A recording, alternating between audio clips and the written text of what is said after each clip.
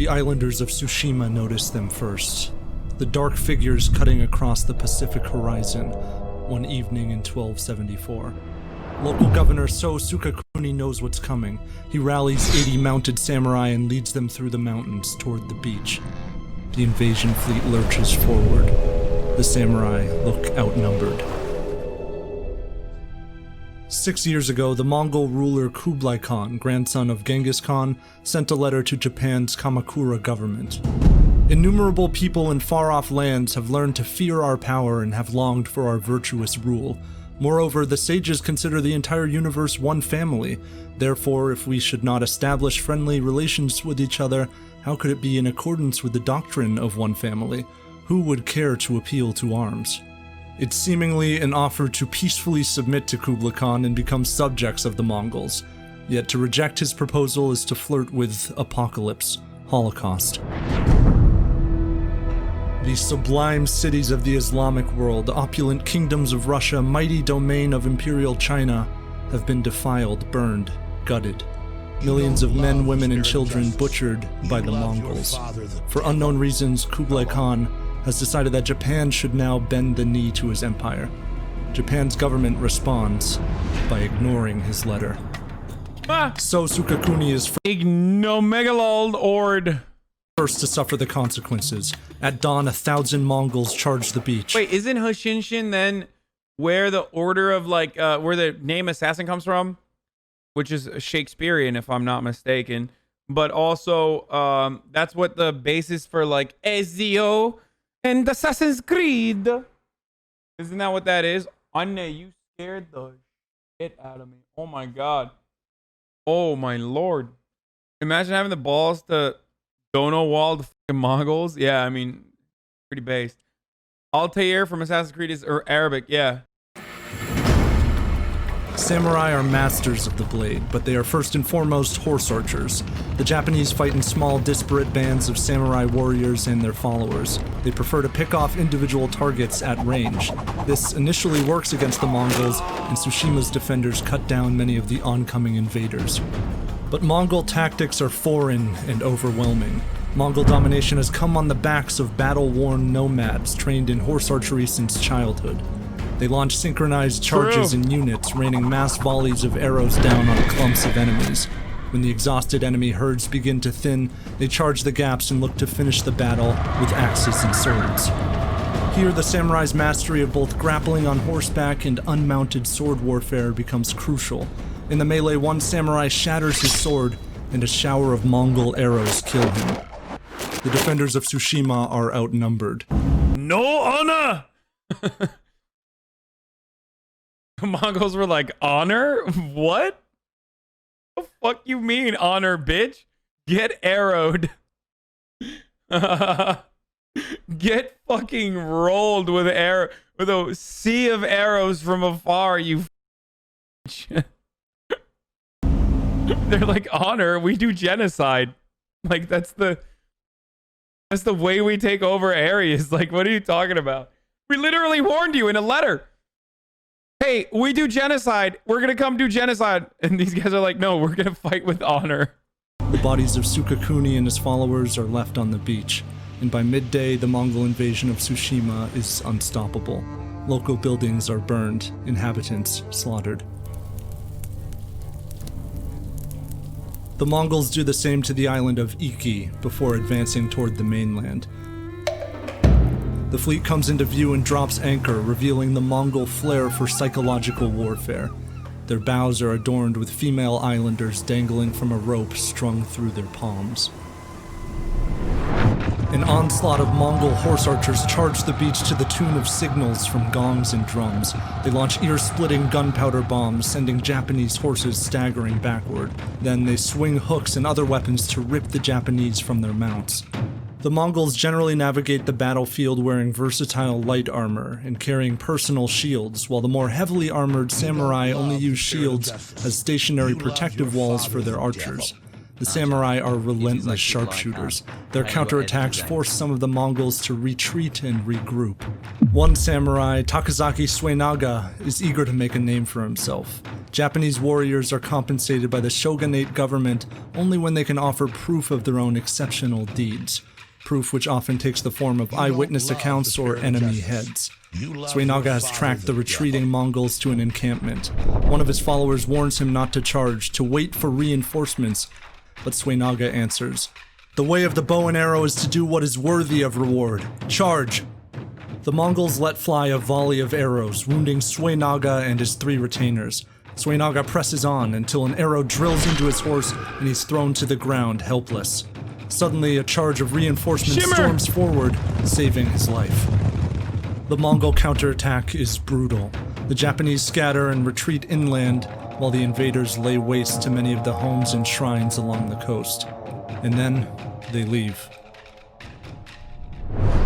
There appears to have been a storm prior to their departure. Some accounts claimed it wrecked much of the Mongol fleet, while others state it was simply a fortuitous wind that gave... Through. Game of Thrones. Choked. Absolutely. Game 7 loss.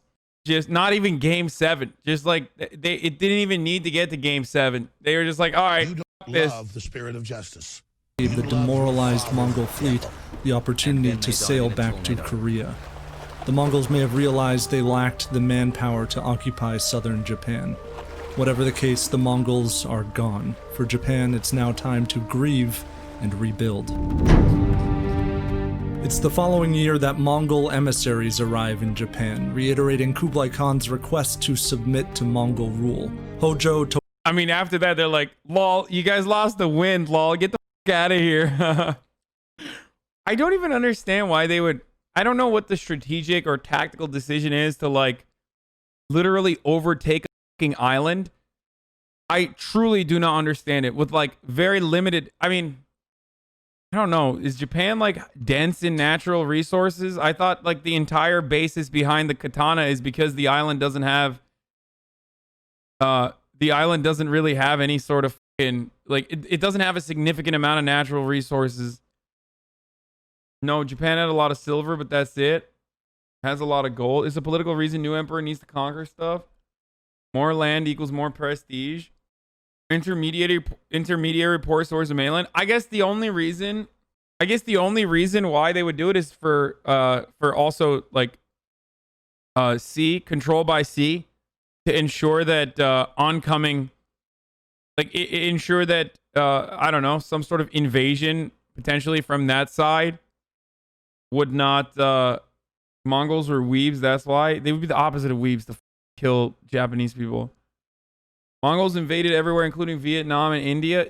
What I'm trying to say is from where? The U.S.? No, but like there's allies in the region that could decide to put together a strategic partnership or decide to align with Japan to attack to flank Mongols from the other side. Don't guess, man. Just go read the history about that. All right, guys, I guess I should end the stream right now. I'm going to go read about the history of the Mongols. You love your father for the next 3 hours. Like, what are you talking about, dude? Shut the fuck up. Don't guess, dude. Tokamune, the de facto ruler of Japan, has been beheaded. Later emissaries suffer the same fate. Tokamune knows the Mongols won't forget this. He constructs 12 miles of high stone walls on the coast of Japan. Another vital part of Japanese defense is prayer. The emperor, still an important religious figure in Japan, orders shrines to pray for peace and curse the Mongols. Yet the Mongol Empire only grows in power. They've crushed the last of China's southern Song dynasty, absorbed its mighty navy, and constructed a massive new fleet. In the years since the invasion, Kublai Khan has had time to orchestrate the downfall of Japan. In 1281, a Mongol fleet arrives on Tsushima. Defending samurai are crushed, villagers run to the mountains, but the Mongols follow the cries of fleeing children and hunt them down. Kind of sucks for Tsushima that like they're constantly getting ripped because they're like the first line of defense. Maybe they should have dropped the honor thing. They again occupy Iki and attack the mainland. But this time, the guarded coastal walls prevent the Mongols from establishing a position on land. The Mongol fleet is forced to float ominously in the bay, planning island raids. The samurai sense vulnerability. They take sandbars and small boats out to the Mongol ships, clamber aboard, and fight. One, called Kawano Michiari, takes 5 followers and bounds over choppy seas in 2 small boats. As they near a Is the honor thing a myth? I thought the way of the Bushido was pretty clear cut on that. I mean, they're like, aren't they literally fucking cops? And like they did have, I'm fairly certain it's not a myth, dude. Not really. They were really very much practical as normal warriors. The samurai murdered the shitload of civilians, lol. Oh, no, I don't mean, dude, I mean honor adjusted to the time period. And their code, I guess, would be, I feel like when I'm talking about it, I don't mean like the dramatic portrayal that you see now, or especially like anime and shit. I mean like they had a code of conduct that oftentimes was inflexible. Imagine being like, dude, there's samurai had no honor. They killed civilians. After I said they're literally feudal cops. Like their entire purpose as cops is to do that. That's not much has changed. Bushido was never a concept used by samurai. It was invented after the samurai were gone completely. The spirit of justice. Isn't it? You Isn't love that your father, the devil? a modern retelling of like the code of conduct that they had though? Fransa'yı son yendiğimizde golleri Cengiz ve Kaan atmıştı. Moğollar geri dönüyor diye komplo teorisi falan tutmaz mı? Amerika tutar mı lan bu? Tutmaz. It's true. That's exactly the way the Bushido. I played Civ 6 for over 400 hours and played Japan a lot, and the units keep bantering about honor and code when you wage war. Oh, wow. Okay. Mongol vessel, an enemy archer kills his uncle. 2 more arrows carve into Michiari's shoulder and left arm as he climbs aboard. He ignores the wounds, unsheathes his sword, kills a large Mongol, and captures an officer. Takazaki Suenaga is also eager to join the fray. He squeezes onto an outgoing Japanese boat, storms a Mongol ship, and attacks the crew. Can someone explain to me what this guy is doing? Also, can someone explain to me what the logic is for being naked on a fucking boat when like all the samurai are just geared out of the ass? Don't you feel very scared in that circumstance? Kind of wild that they were like, all right, we're the peasants, we're gonna row these boats.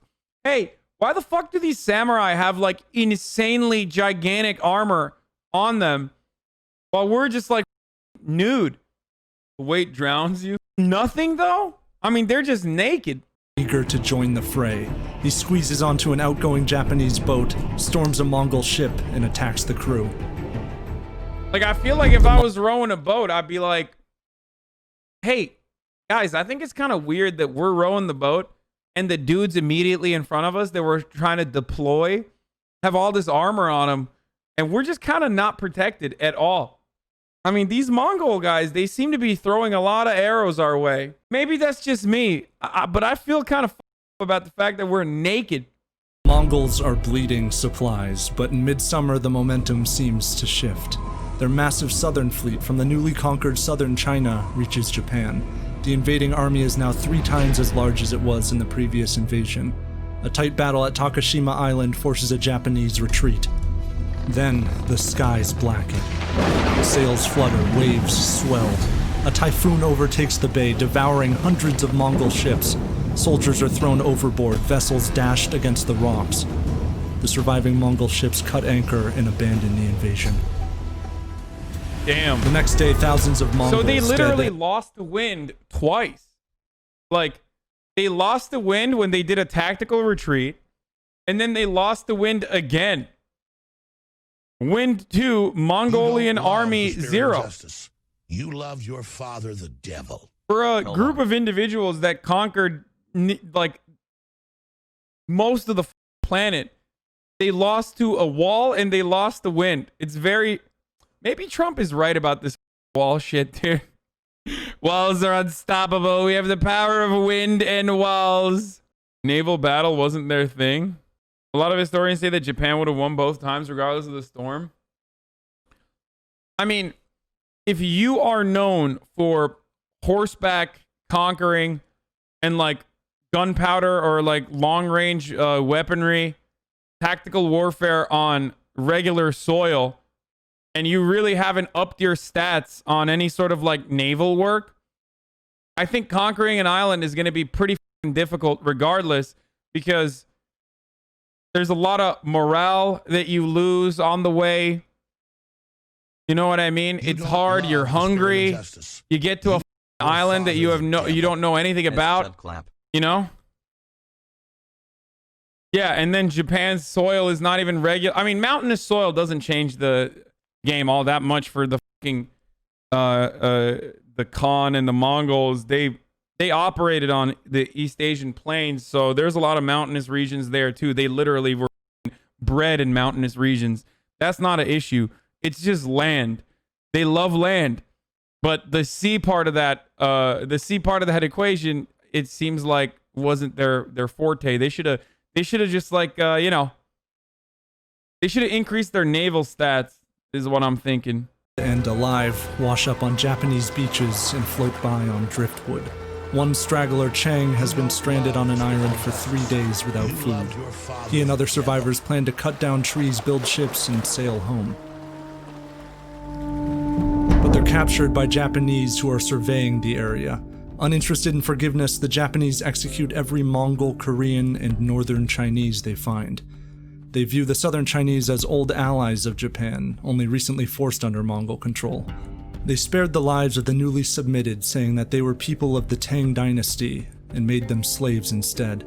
I, Chang, was one of them. Oh, how nice. The invasion is over.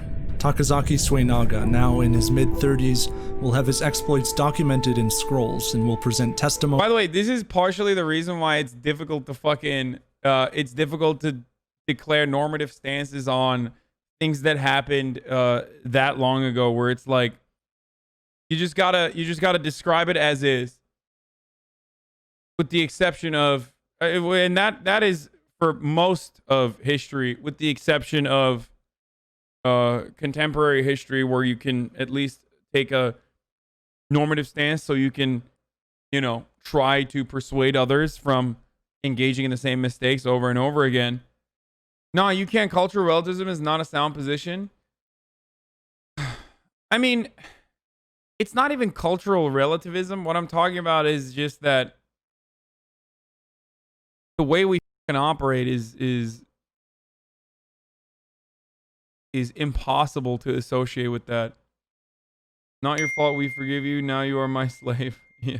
And Mongol heads to receive rewards from the government. Samurai like Kawano Michiari will be honored as heroes. Kublai Khan and the Mongol Empire had famously laid claim to the entire universe, yet for the final time they've tried and failed to claim Japan.